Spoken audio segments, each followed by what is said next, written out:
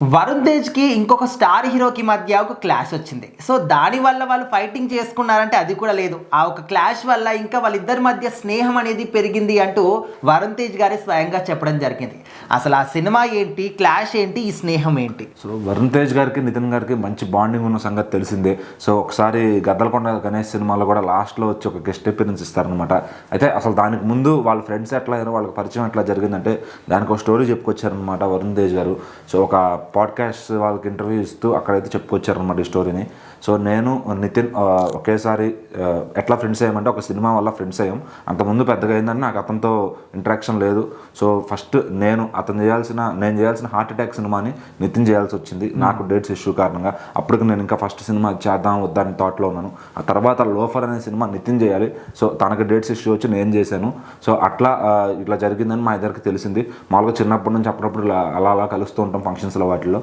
So పెద్దగా interaction లేదు. అయితే తర్వాత ఒక దర్శకుడు వచ్చి నాకు ఒక కథ చెప్పాడు. నేను ఓకే చెప్పాను. షూటింగ్కి వెళ్ళిపోయింది. తర్వాత తెలిసింది ఆ కథ నితిన్కి కూడా చెప్పాడు.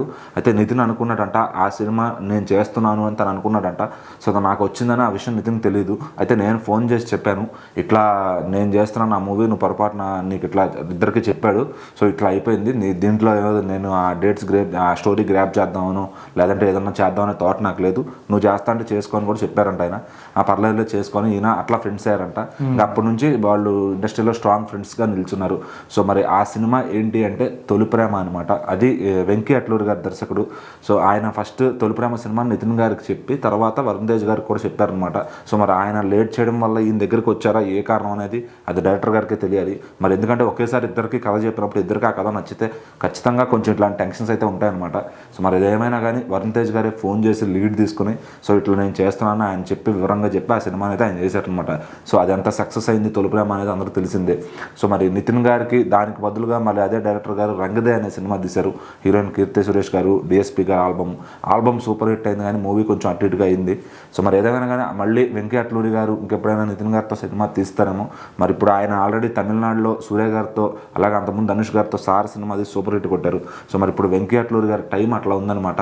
మరి మన దగ్గర మీడియం హీరోస్తో చేసి స్టార్ హీరోలతో మాత్రం తమిళ్లో చేస్తున్నారు.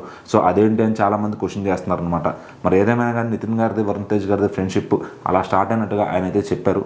సో మరి ఇంకా ముందు వాళ్ళిద్దరు కలిసి ఏదన్నా ఒక సినిమాలో కనిపించే ఛాన్స్ ఉందేమో. మరి ఇదే డైరెక్షన్లో చూడాలి.